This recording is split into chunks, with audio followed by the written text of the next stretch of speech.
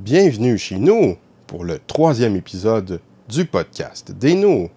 Dominique vous parle de l'utilisation de drogue durant des guerres et je commente les films Chronicles et Wicked City.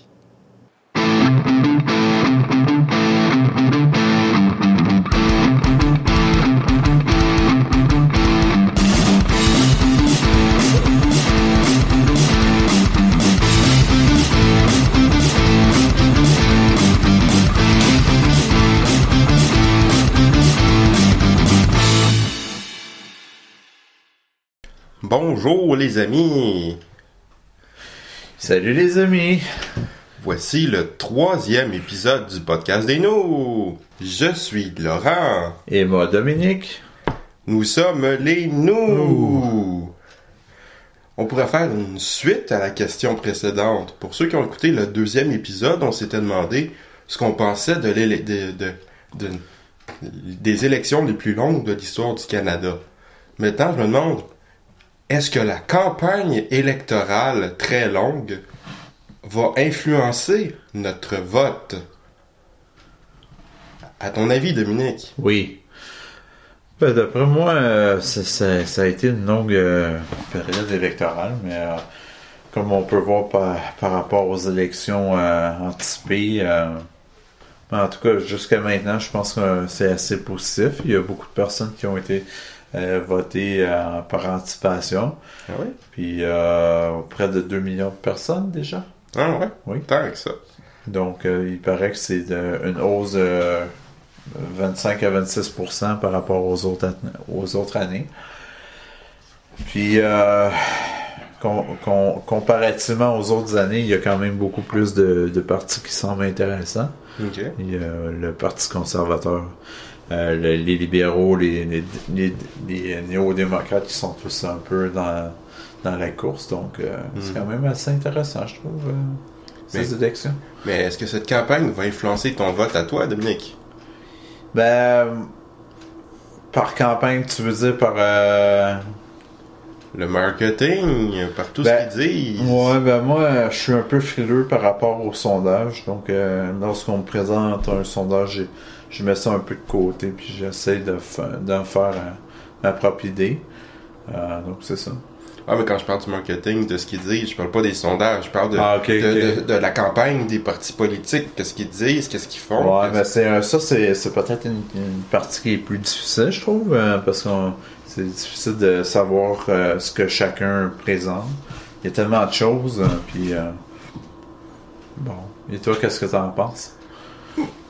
Ben moi, je crois que cette campagne ne va pas du tout m'influencer. J'ai même pas l'intention d'aller prochainement voter, puisque j'ai déjà voté. Wow! Tu fais partie de toutes ces personnes qui se sont déplacées en avance. Ouais.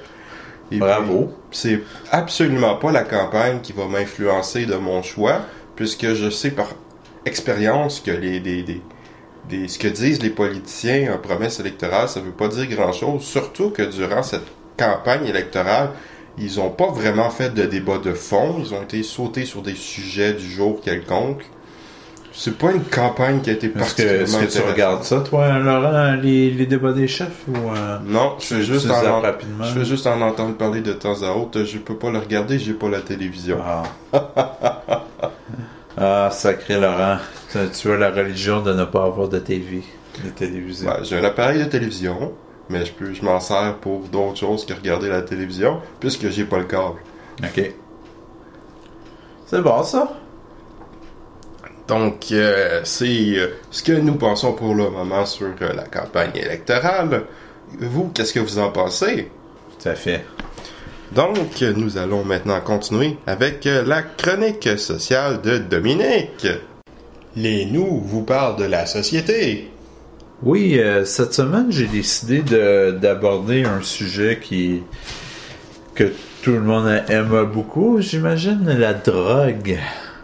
De la drogue. Et, aujourd'hui, j'ai décidé de parler de la consommation de drogue durant les guerres. Je me rappelle plus tellement c'est quoi la raison qui m'a poussé à discuter de ce sujet-là, mais j'avais quand je parle de drogue et de guerre, j'ai toujours l'impression que les consommateurs de drogue, qu'on associe souvent la consommation de drogue aux enfants soldats, puis au tiers-monde. Mais on va voir que c'est un peu plus que ça. Donc aujourd'hui, on va aborder l'historique à travers l'histoire. À travers l'histoire, c'est quoi la consommation de drogue durant les guerres. Donc toi, Laurent, est-ce que tu connais un peu ça, les guerres napoléoniennes? Bon, un peu. J'ai étudié l'histoire, puis j'ai vu divers films sur Napoléon. OK. Est-ce que tu en sais un peu plus ou... Ben, je sais que... vaguement, là... Je sais que Napoléon, en fait, a participé à des guerres pour étendre la Révolution et puis son empire, pour accroître la présence de la France et des idées révolutionnaires à travers l'Europe. Okay. Et il a fait des guerres sur plein de pays, sur tous les fronts. Et finalement, il y a plusieurs pays qui vont finir par se réunir, s'assembler et vaincre Napoléon sur la fameuse bataille en Belgique, sur la plaine dont j'ai oublié le nom. OK.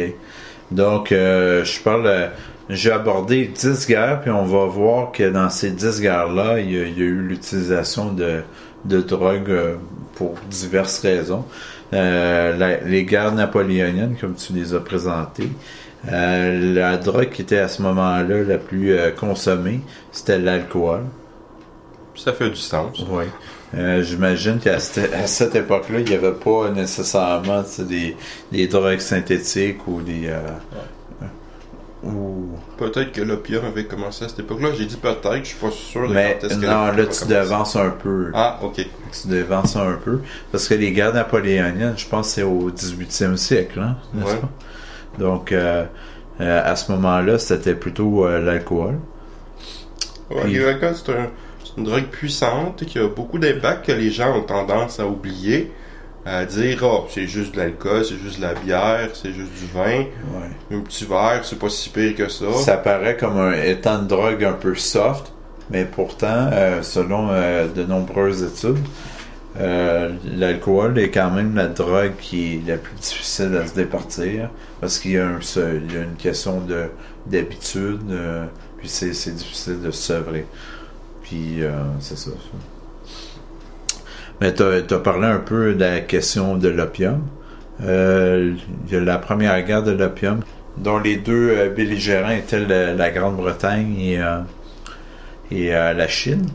Donc, à ce moment-là, je sais pas si toi, tu connais un peu ça, la guerre de l'opium? Non, pas du tout. OK. Donc, ce que j'ai retenu, c'est que la guerre de l'opium a duré 3 ans, de 1839 à 1842. Ce que je crois, c'est avoir compris, c'est que c'était un genre de guerre d'indépendance. Puis durant l'indépendance contre le joug colonial britannique. D'accord. Puis à ce moment-là, il y a eu... les Chinois étaient des grands consommateurs d'opium. Ah ouais? Oui, à tel point que l'armée chinoise a été ravagée par un problème. Les Chinois, les soldats chinois consommaient tellement de drogue qu'ils étaient incapables de combattre.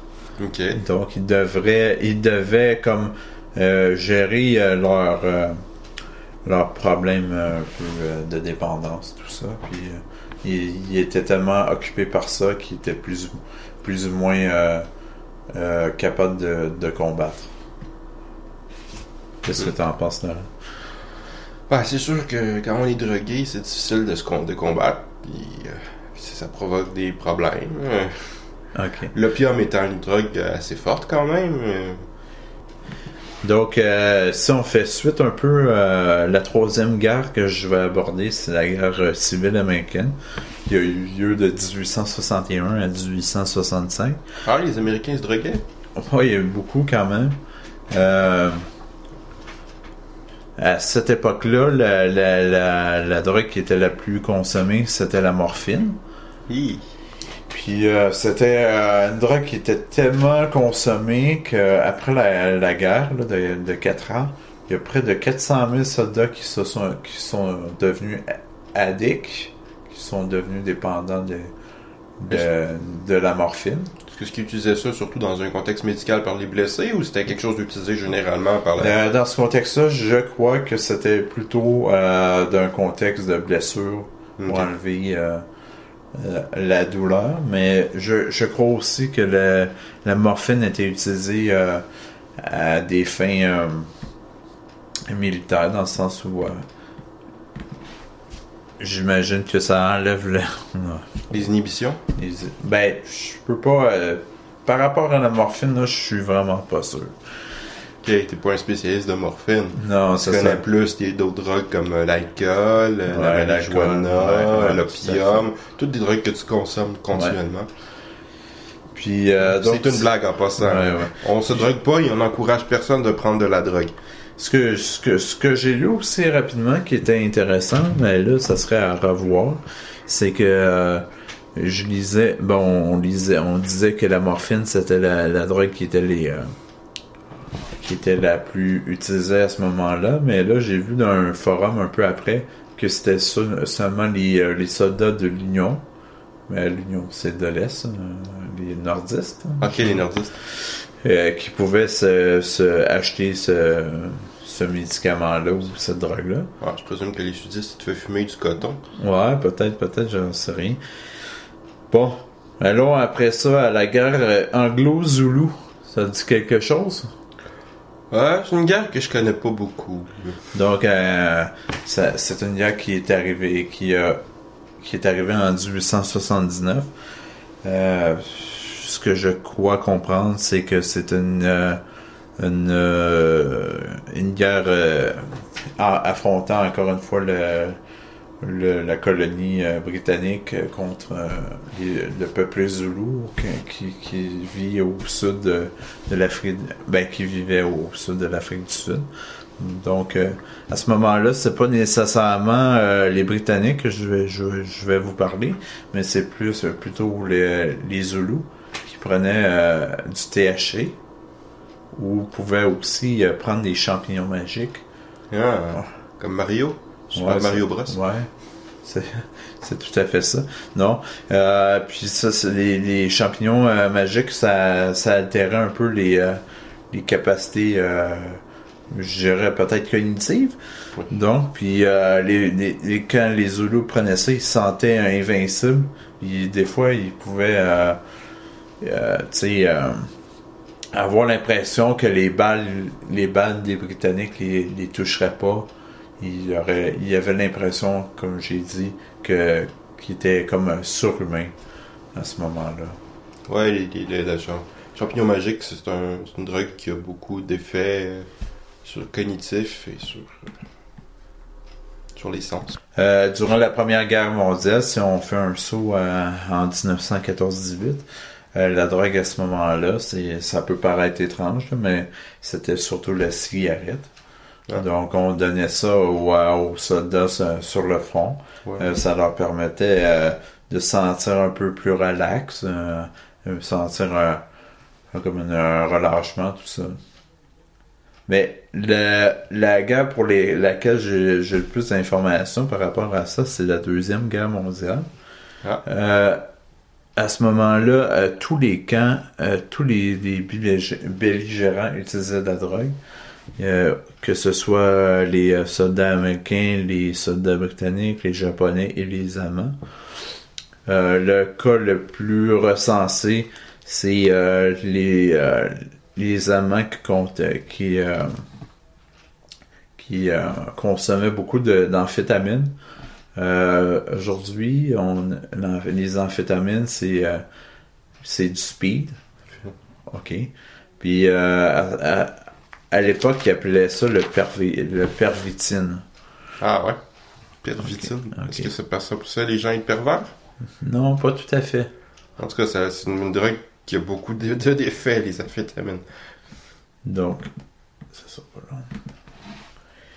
Donc, les méthamphétamines, souvent, le troisième Les Allemands, qu'est-ce qu'ils faisaient, c'est ils prenaient des méthamphétamines ou de la cocaïne pour se...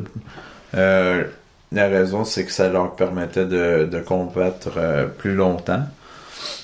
C'est vraiment à grande échelle qu'on donnait ce médicament-là, le Pervitin. Entre avril et juillet 42, je crois, il y a 35 millions de pilules de Pervitin qui ont été données aux soldats. C'est beaucoup, ça. C'est quand même beaucoup. La plupart du temps, on disait de donner comme 2 pilules. 1 à 2 pilules, ça avait un effet assez probant sur les soldats. Okay. Le Pervitin, ça permet de changer la chimie du cerveau, évidemment. Oui. Aujourd'hui, le Pervitin, ça serait comme du crystal meth. Les effets recherchés, ça donnait de l'adrénaline. Ça augmentait le sentiment d'être alerte. Okay. Les soldats, ils étaient plus alertes. Il y avait une plus grande confiance en eux. Il y avait une plus grande concentration aussi. Donc, c'est tous des effets qui permettaient à Hitler de demander à son peuple de les combattre. Puis, ça doit être un peu effrayant, mais quand tu prends ces médicaments-là ou ces drogues-là, ça aide à avoir une euphorie, l'impression d'être invincible. Ça enlève la douleur, ça permet de prendre des risques plus élevés, puis surtout, ça permet de dormir peu ou pas.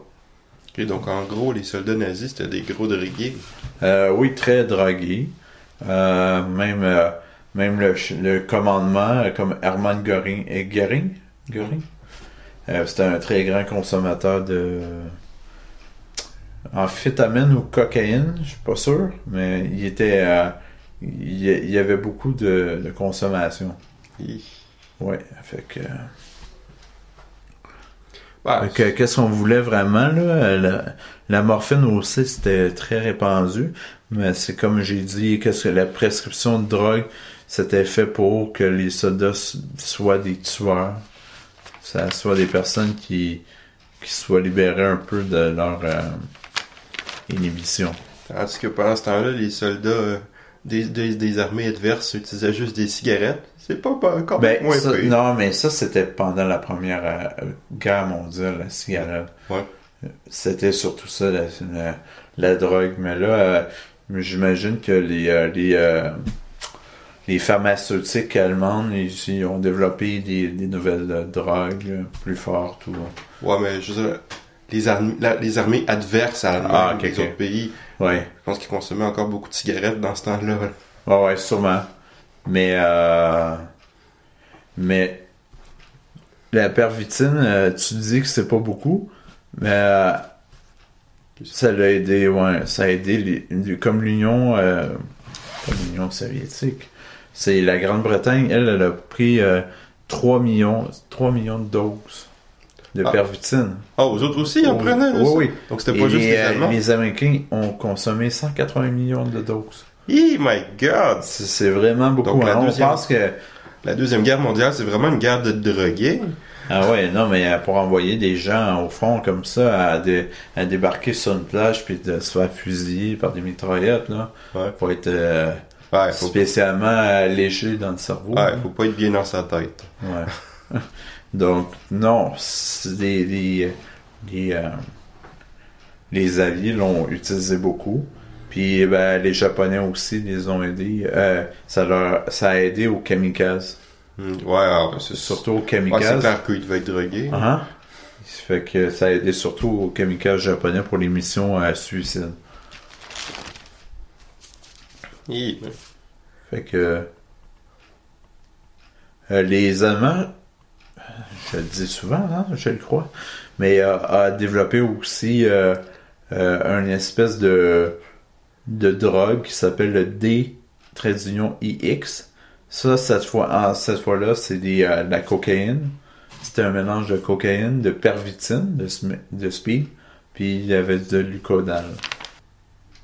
C'est ça, là, je suis en train de dire que que lui, Hitler utilisait vraiment souvent la pervitine, le caudal, puis la cocaïne. Ah ben. Il fallait être drogué pour écrire My Kampf. Ouais. Donc ça, c'est pas mal ce qui fait le tour par rapport à la Deuxième Guerre mondiale. Ok. Dans le cas du Vietnam maintenant, 1955 à 1975. D'après toi, c'est quoi qu'ils consommaient? C'est les soldats américains surtout, là? Oh, je sais qu'ils consommaient pas mal de drogue, mais je pourrais pas dire lesquels. Ok. C'est surtout de la marijuana. Il paraît que ça coûtait vraiment pas cher aux Américains. Puis qu'est-ce qu'ils faisaient, c'est qu'ils allaient acheter la marijuana dans des familles des Vietnamiens, là, ça. Ok. Puis la chose aussi qu'ils consommaient en grande quantité, c'est l'héroïne. Parce qu'encore une fois, l'héroïne, ça coûtait pas tellement cher. Ah, c'est une drogue assez dure, par contre. Ouais, une drogue dure. En 1971, il y avait à peu près 20% des soldats qui étaient dépendants d'héroïne. Maintenant, après, il y a le Sierra Leone. Dans ce cas-là, mais comme en Afrique, là, il y a souvent des enfants soldats. Oui. Dans ce cas-là, on donnait aux jeunes enfants du Brown ou du Speed. Ok. Les enfants, ils prenaient aussi des amphétamines, de la cocaïne. Ça leur permettait d'être énergiques en tout temps. Ouais. C'est comme ça qu'on réussit à envoyer des enfants à la guerre. Ouais. C'est triste, mais c'est comme ça. Ouais. Puis finalement, la dernière guerre, c'est celle qui est présente, de 2001 à présentement. La guerre en Afghanistan. Puis évidemment, le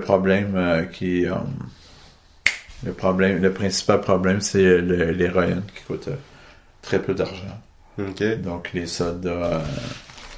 mais il y a déjà un problème de consommation d'héroïne en Afghanistan chez les personnes qui y habitent. Ouais. Des fois... mais chez les soldats aussi, ça peut être beaucoup utilisé. Surtout pour ceux qui sont déployés et qui font le combat. Ok. Donc, c'est ça.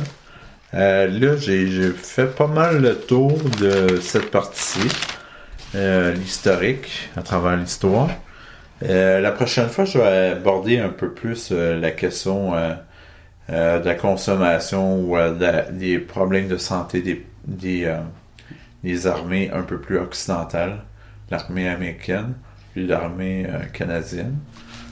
Donc, ça sera pour une prochaine fois. Ça va être intéressant de voir ça, les effets, l'impact que ça a pu avoir. Donc, au niveau des drogues, tout ça, on va voir... je vais consulter un document qui me semble excellent. Et le nom de ce livre... Beyond the Line, Military and Veteran Health Research. Donc, ça serait par rapport au bilan de santé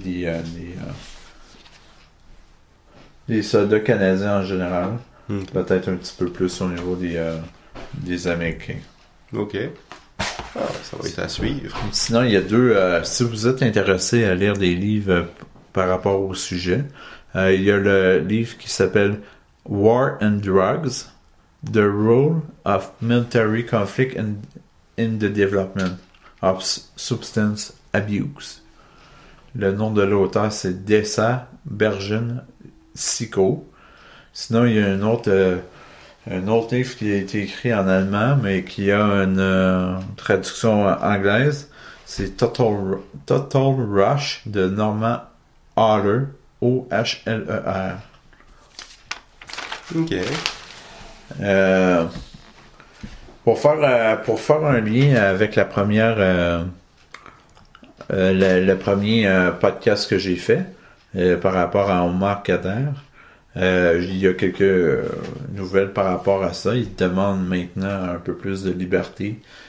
Pour ceux qui sont intéressés, l'avocat d'Omar Kader, Denis Henning, va être à l'Université McGill pour une conférence. Ah. Donc, ça aura lieu le 21 octobre à 12h30. Oh, c'est bientôt, ça. C'est très bientôt. Donc, c'est à vous, Sire. Sire. Donc, je vais y aller avec ma chronique culturelle. Voici maintenant la chronique culturelle. Parce que nous autres, on est culturés, mam. Pour ceux qui s'en sont pas déjà rendus compte, bientôt il va y avoir l'Halloween. Oh!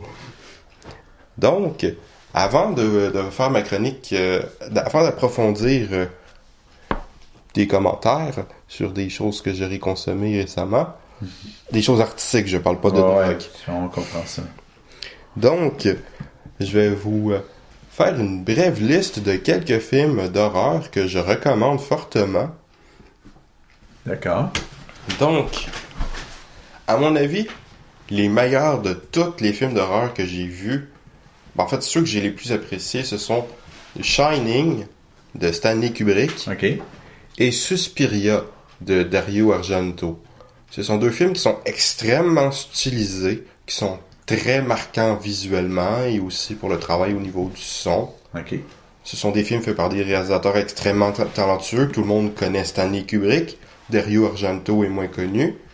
Et ses films les plus récents ne sont pas nécessairement aussi bons. Mais ce sont deux films fort intéressants que je recommande fortement si vous ne les avez pas vus.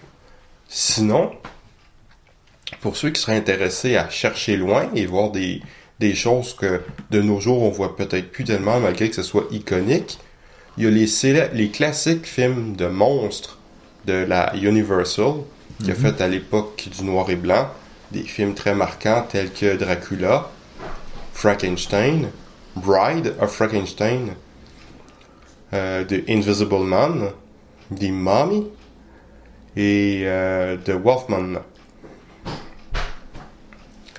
Sinon,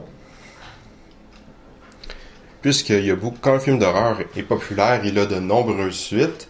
Il y a beaucoup de séries de films d'horreur. Quelques séries de films d'horreur qui sont très intéressantes.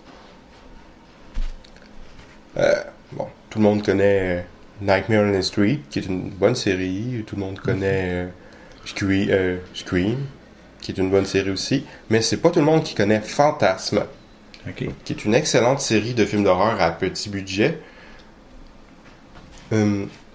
Qui sont faits par le même réalisateur, qui a fait 4 films, tous excellents, qui nous offrent quelque chose de fantasmatique, qui sort presque d'un rêve ou d'un cauchemar, et qui, à propos, dans le premier film, il y a un enfant qui tombe sur un salon funéraire où il se passe des choses étranges.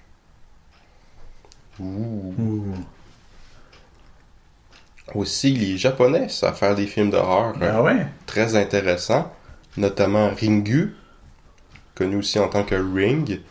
Il y a eu un remake américain. Le remake américain est assez fidèle au film japonais, mais l'original est plus intéressant, quoique le remake est très réussi. Les Japonais ont aussi fait un film appelé House, qui peut être aussi connu en tant que Houseu. Parce que, les Japonais prononcent pas des mots anglais très bien. C'est un film qui est pas épeurant, mais qui est très, très, très riche visuellement, très intéressant, une expérience assez particulière. Il y a d'ailleurs le film est disponible en DVD, en Blu-ray par Criterion. Et sinon, pour ceux qui aiment les films de zombies, toujours. Il y a un certain monsieur Romero, que tout le monde connaît probablement, ou pas, qui a fait des classiques incontournables. Il a fait Night of the Living Dead, qui est le film qui a lancé le film moderne de zombies. Mais le meilleur film, c'est la suite, Dawn of the Dead, l'original, pas le remake, qui est un classique incroyable.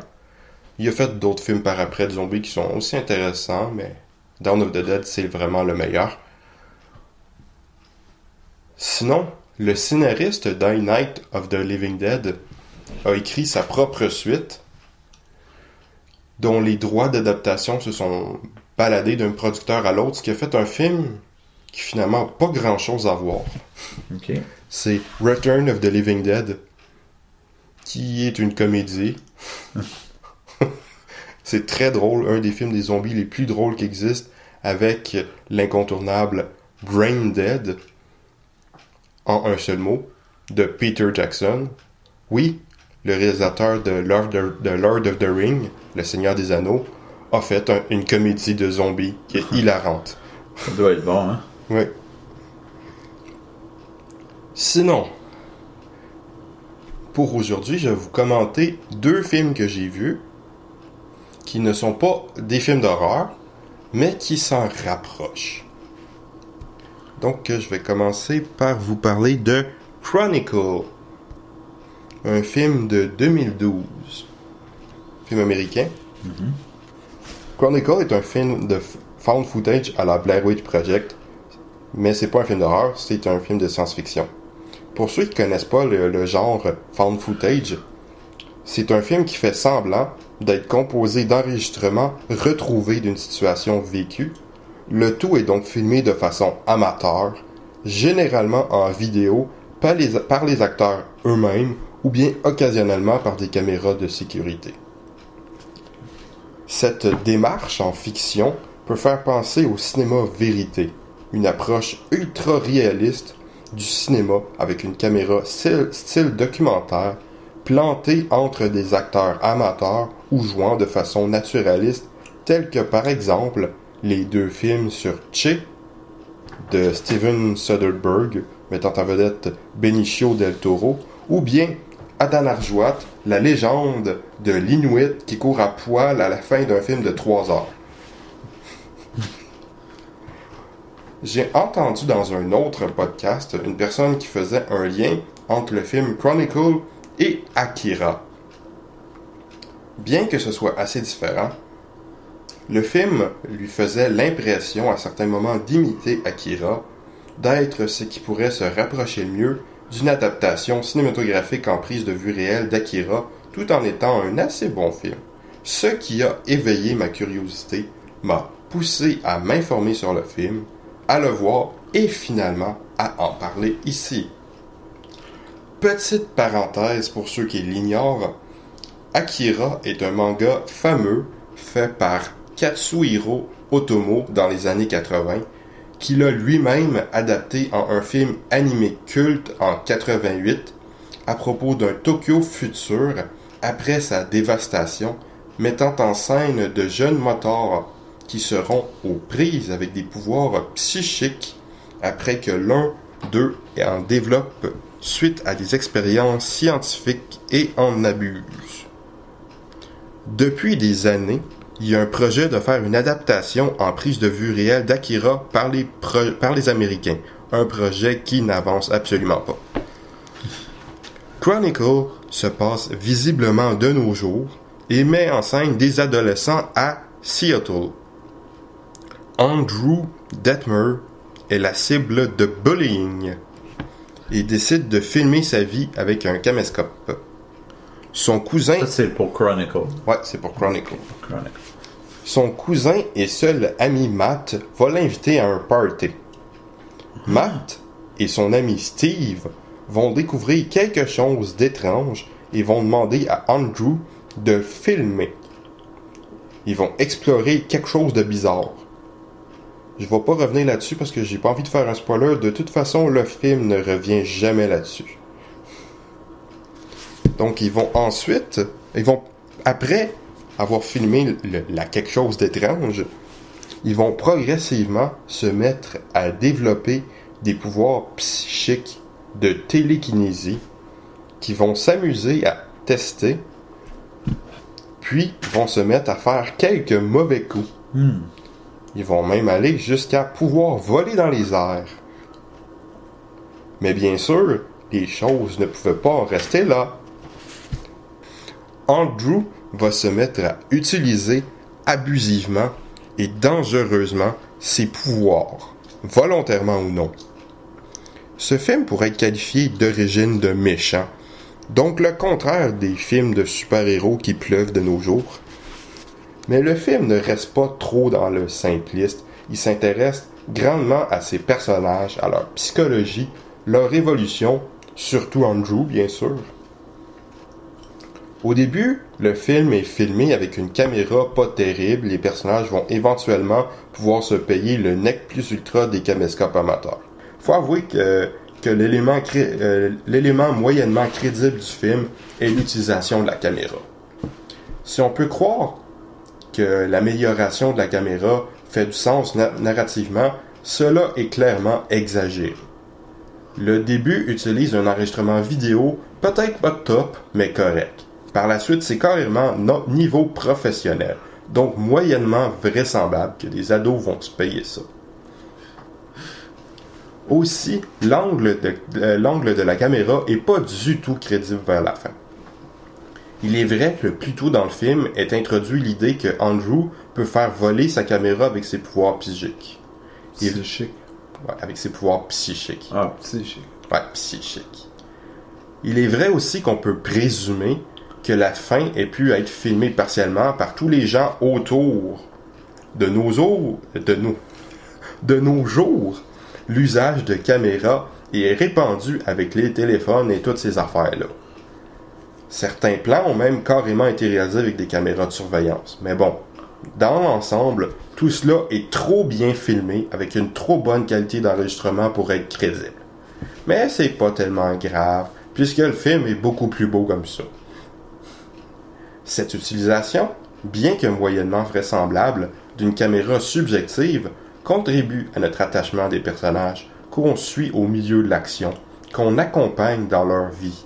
L'utilisation du still found footage est un truc qui rend le film efficace, nous rapproche de personnages, tout en nous proposant un visuel généralement assez intéressant et en permettant sans aucun doute au film de s'épargner un budget qui aurait pu être immense. Le film a tout de même été doté d'un certain budget, bien plus que d'autres films utilisant le même type de façon de filmer. Puisque Chronicle utilise clairement des effets spéciaux par moments assez élaborés. Malgré ses défauts, j'ai bien aimé ce film qui explore assez bien ses personnages, exploite assez bien le style found footage sans être moche et demeure un bon divertissement. Je lui donne donc un 3 sur 5. Oh, quand même. 3 sur 5, c'est une note tout à fait honorable. Pour ceux qui n'ont pas pour ceux qui n'ont pas écouté les précédents podcasts, je vais réexpliquer ma notation. Je donne 5 à un film que je considère comme un chef-d'œuvre.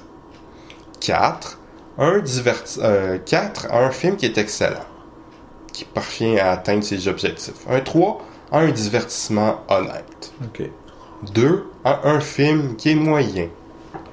1 à un film qui est pourri. Et 0 à un discours de Stephen Harper.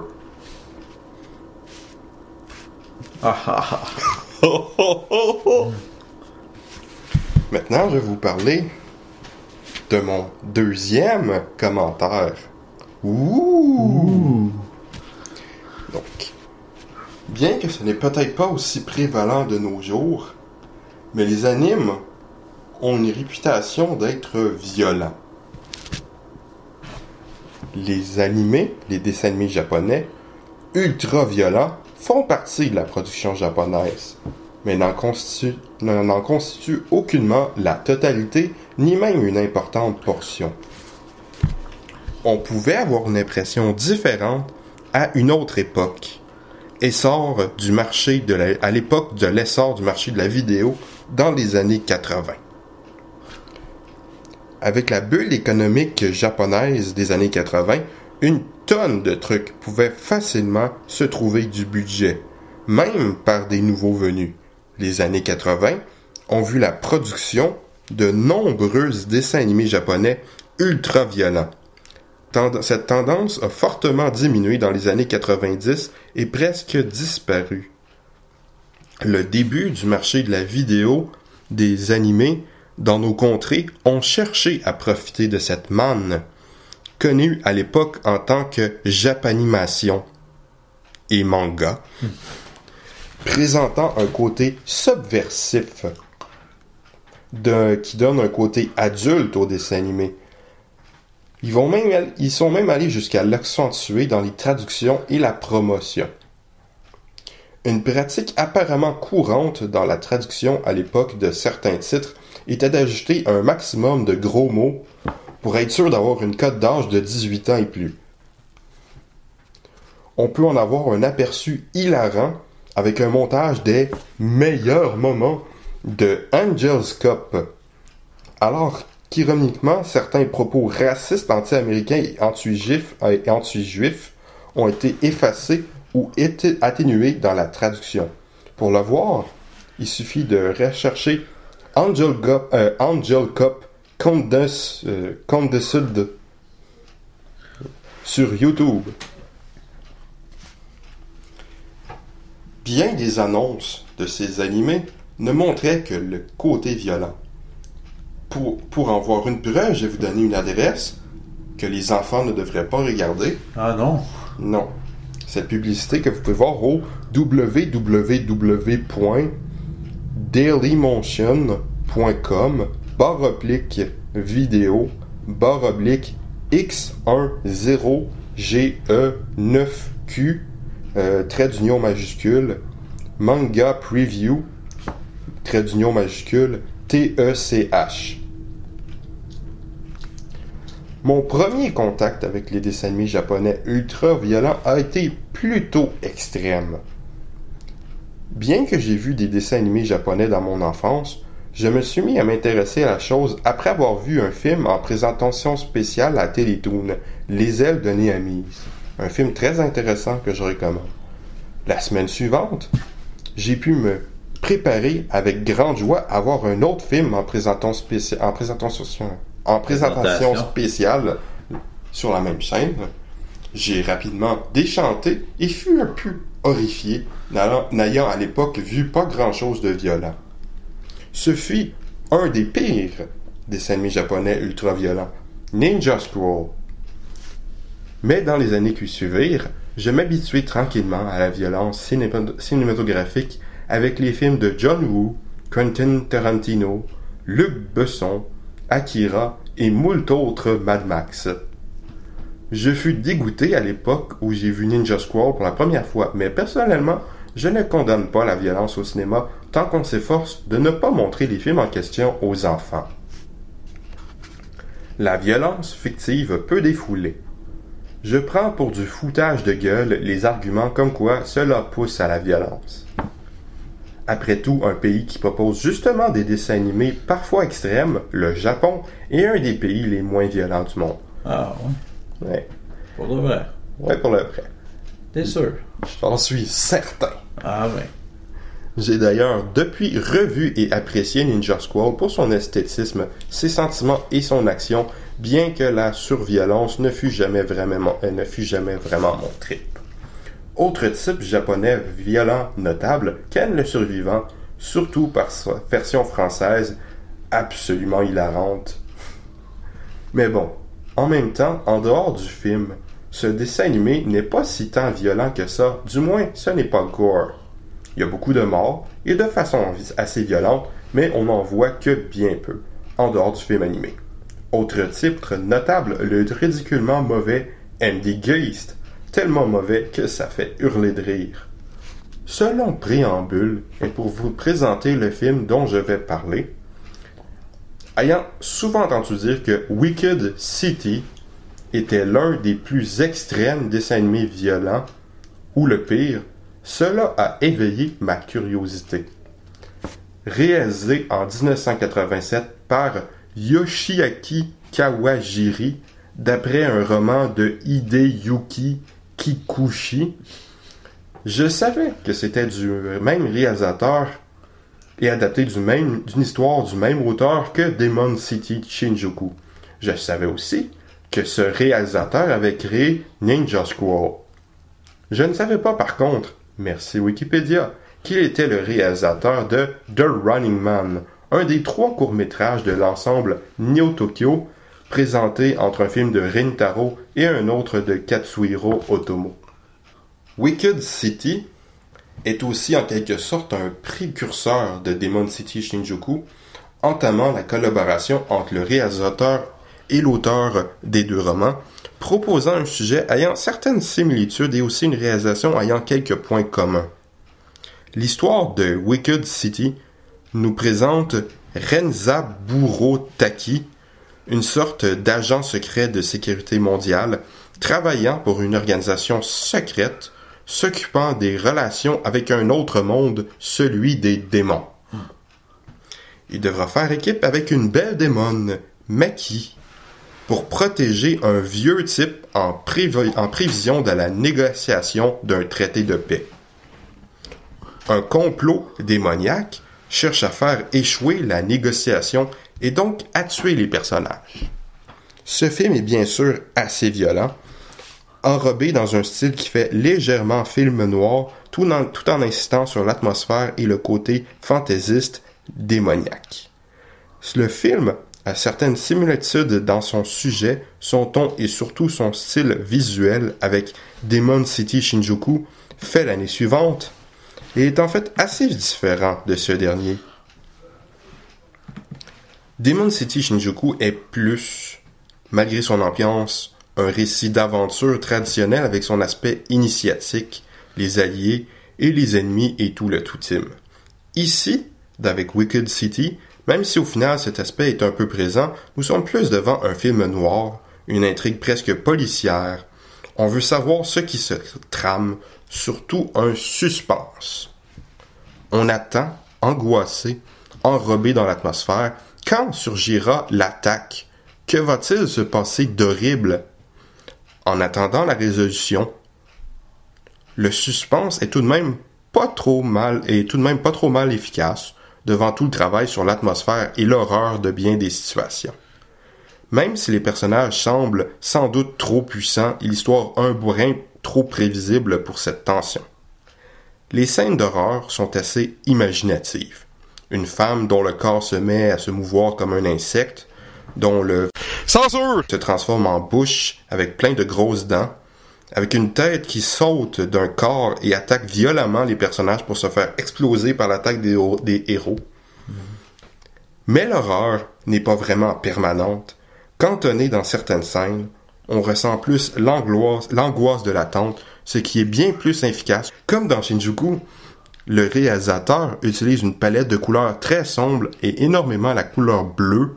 Selon ses propres mots lors d'une entrevue, le bleu est une couleur qui passe bien avec la vidéo et aussi il aime beaucoup cette couleur. Je suis bien prêt à croire qu'il a étudié les effets de couleur sur la vidéo, puisque malgré le fait que je n'ai vu Demon City Shinjuku que depuis une VHS et les mauvaises critiques que j'ai pu lire sur l'édition DVD de Wicked City, les deux films me semblent avoir une palette de couleurs qui s'en sort vraiment bien. Un visuel très notable. Ninja Scroll m'a semblé en général beaucoup plus coloré, avec un visuel un peu différent des deux autres. Mais bon, en même temps, le film est un peu plus récent, il date de 1993. La violence extrême de Wicked City peut sembler facilement abusée ou gratuite, mais cela est un peu le but de la chose, et cela contribue à l'atmosphère, il me semble. Par contre, ce film a un traitement assez choquant envers les femmes, avec les nombreuses scènes de tentatives de viol, de dégradation corporelle, de créatures féminines monstrueuses anéanties un peu violemment, quoique pas plus que les hommes, d'imagerie tout simplement dégoûtante. Mais bon, le hentai prouve que les Japonais peuvent faire bien pire. Ils n'ont pas la réputation d'être les plus progressistes, les plus grands féministes, et ce film se veut clairement choquant. Je dois avouer honnêtement que j'ai personnellement été un peu déçu au niveau de mes attentes pour la violence. Après tout, ce titre a la réputation d'être un des pires. C'est effectivement pire que Demon City Shinjuku, sans doute que MDK, c'est sans aucun doute bien pire que Akira, qui est loin d'être aussi violent que certains le disent. Akira violent, oui. Gratuitement, je penserais pas. Ultra violent, non. Mais Wicked City, ce n'est pas trop pire. Pour savoir si vous avez de l'estomac, je vous recommande de voir le trailer anglophone du film, qui me semble pas vraiment présenter les points positifs du film, mais en montre un montage parmi les moments les plus extrêmes du film. Ce film est bien évidemment extrêmement plus violent et gore que la série animée Parasite, par exemple. Je doute que Wicked City soit diffusé à la télévision. Ok, en me renseignant sur ce film, après l'avoir vu, j'ai croisé à quelques occasions le commentaire comme quoi ce film est bien moins pire que Uro Tsukidoji, le fameux anime qui a inventé l'idée de démons violents des femmes avec des tentacules, devenant à la mode depuis dans les entailles. Si je suis déçu par Wicked City, peut-être devrais-je voir ce film? Ou sûrement pas. Mais puisque je ne suis pas vraiment à la base un fan de violence, j'ai simplement appris à l'endurer et parfois à l'apprécier au second degré. Il m'arrive même, parfois encore, d'être un peu écœuré devant des films tels que Day of the Dead, par exemple. Au final, ce film est pas mal. C'est un divertissement honnête auquel je donne la note de 3 sur 5. Ah, quand même, c'est bon. Je suis sûr que tu as envie de voir ça, un film avec des scènes ultra violentes de personnes qui se font découper, des têtes qui explosent, des femmes qui sont violées. Ah, c'est dans mes premiers choix, ça. C'est une chronique culturelle assez horrifiante, mais c'est bientôt l'Halloween. Donc, il est maintenant temps du mot de la fin. Eh oui! Quel mot pourrions-nous dire? C'est la fin! Ouh, c'est la fin! Censure! À la prochaine, les amis! À la prochaine! Au revoir et à bientôt!